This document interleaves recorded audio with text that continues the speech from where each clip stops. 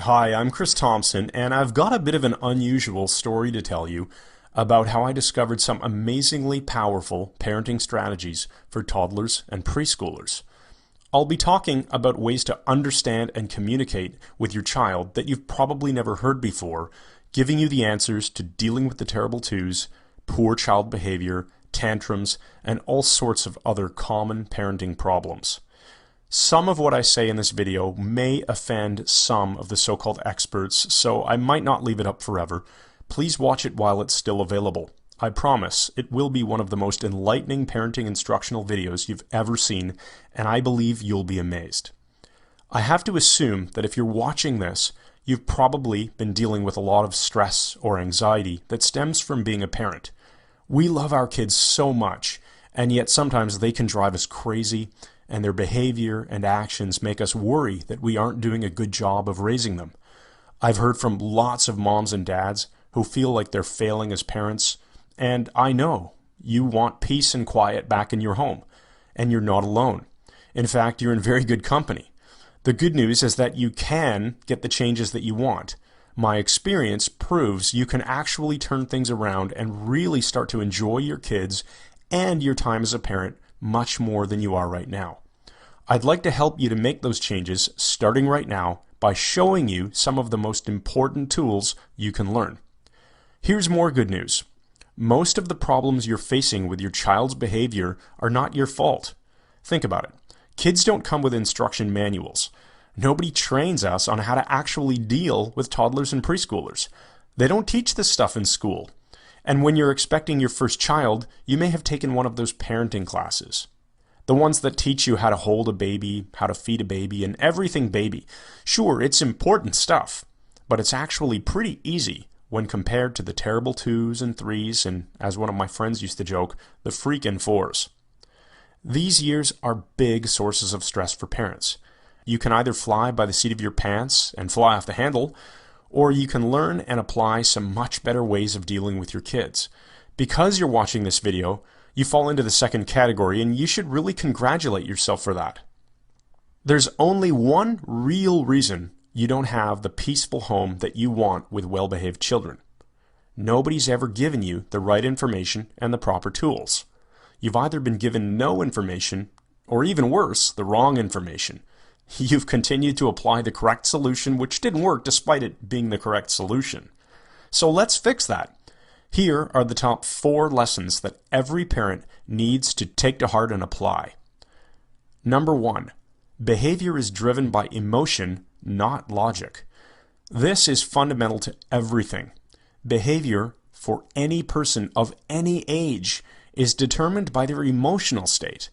People act from their emotions, and then they later justify their actions with logic. But small kids don't have the ability to use logic, so they act purely from emotion. Say your child won't get dressed in the morning, won't eat his dinner, or won't share a toy on a play date. Your child mentally connects the behavior that you want to some kind of emotional pain. So no matter how many times you ask, your child won't cooperate. Changing your child's emotional state is the key to getting the behaviors that you do want. So how do you change a child's emotional state? I discovered some very specific language patterns to make it easy for your child to feel good about the behaviors that you do want. Once they feel good about it, the behavior change follows instantly. I see so many parents trying to use logic instead. If you eat that cookie, you won't be hungry for dinner. Or, if you don't wear this coat, you'll be cold outside. Or, you need to have a nap, or you're going to be cranky this afternoon. It simply doesn't work. I bet you can validate this by thinking back to your own experiences with your child. Number 2, we tend to overuse the word no when we talk to our kids. You remember the story of the boy who cried wolf, right? The little shepherd boy was bored while watching the sheep, so he decided to cry wolf to make the villagers come running. Before long, they stopped responding to his false cries. When a parent cries no at every little thing, kids stop listening. People, including kids, are programmed to notice differences. If you're driving down the road, you don't tend to notice the normal behavior of other cars or people walking on the sidewalk. But if a car suddenly comes to a stop, Or if a child suddenly runs into the street, you do take notice because something is different. Ask yourself if you say no so often that it has faded into the background and become as ordinary as cars on the road or people on the sidewalk. The better alternative is to change your child's behavior without even having to resort to saying no most of the time.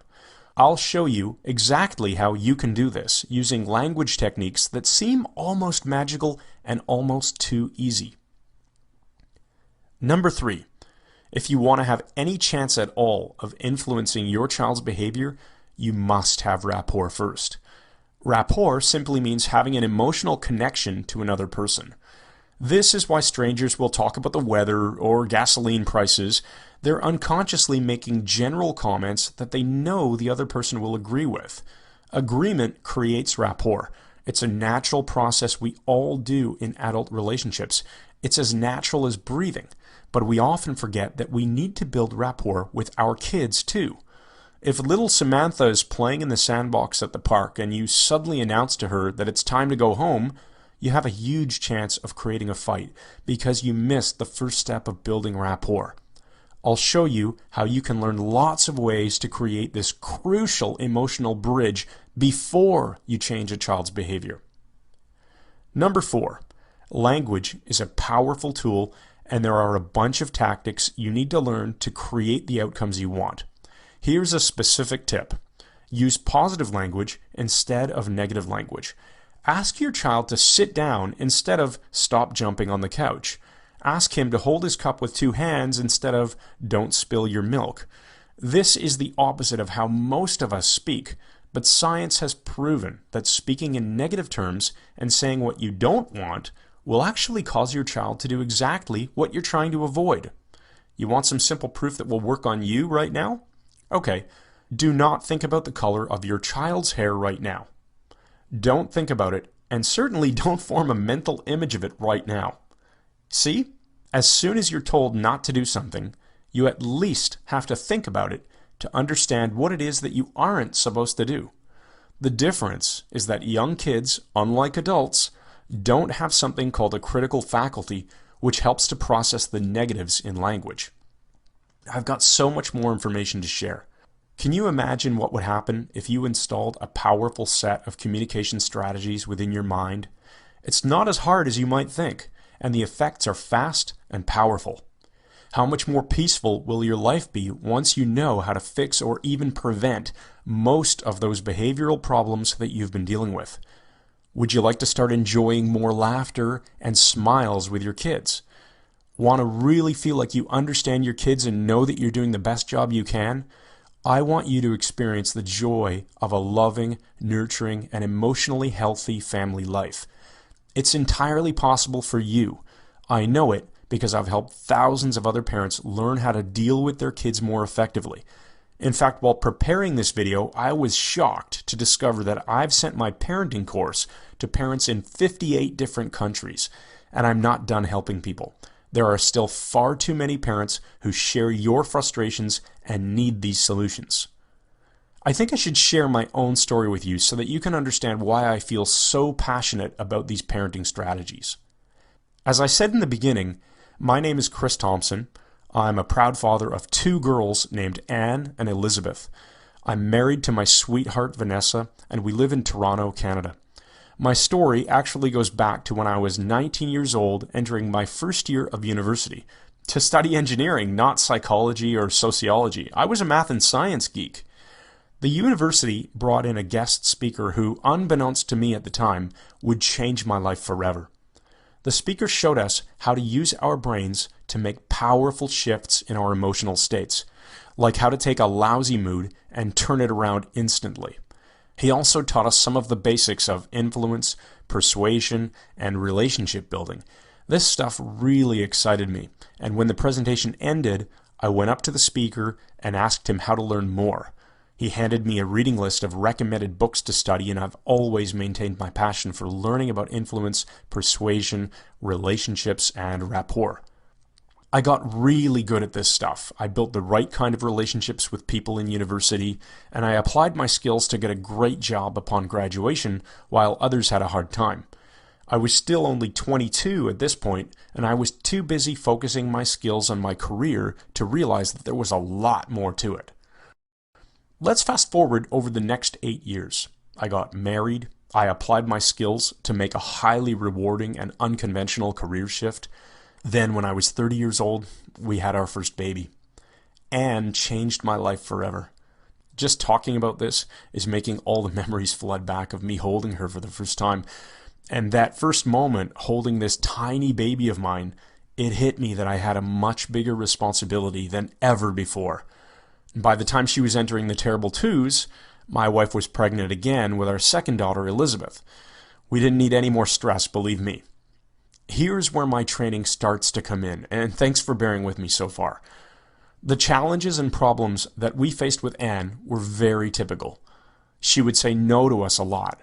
She would point at things that she wanted and cry if we didn't give them to her. She'd have fits or throw tantrums if we didn't live up to her expectations.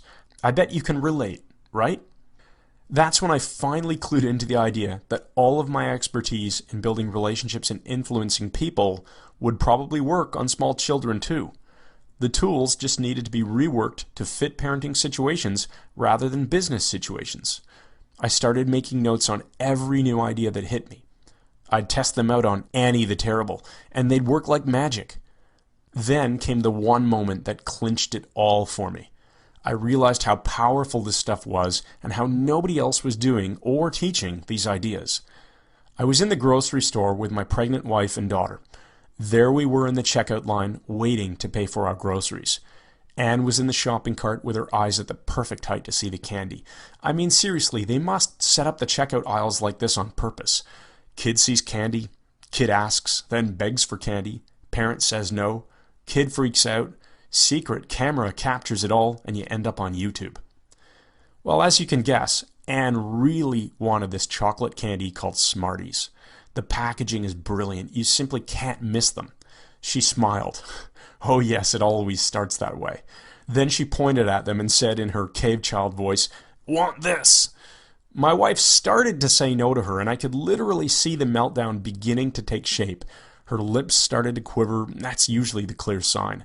Thank goodness I was quick on my feet that day instead of staring down at my BlackBerry. I quickly tested out a new technique that I'd been perfecting. It's called the distraction method. Yes, I know, very fancy title. It's an elegant technique that starts with something we already talked about, building rapport. If you forget this step, you're in trouble, seriously. But nobody's teaching this. Anyway, I built rapport and used a special distraction technique to completely avert the meltdown and the walk of shame over to the parking lot. What a relief that was. I took the time to take my communication skills and adapt them for use with children. What I developed is a unique, effective toolbox for parents. Nobody is teaching this stuff. Terrible twos? How about terrific toddlers instead? I've always been a natural teacher, so after experimenting on my own kids, I started working with other parents. The results were truly spectacular. Parents no longer felt like they were out of control. Kids started to behave better. The results were fast, and best of all, the strategies I teach maintain a child's dignity and actually help the child understand how to make better choices. I turned all of this into a course called Talking to Toddlers. The techniques that you'll learn will work on any age group. I always chuckle when wives email me to share stories about using a technique on their husband. But the examples are really geared towards the 2 to 6-year-old age range, so not just toddlers. My course is unique because it's the only program that breaks down the science of communication and applies it to kids with a parent-approved emphasis on creating positive influence in children. Here are just some of the techniques you'll learn. Get your kids to say yes instead of no. If you find yourself successfully using the same strategy on your spouse, coworker, or boss, you have my permission to blame me. Quickly kill that bad mood. I'll show you how to use natural emotional cues to install a magic button that you can push to change your child's mood.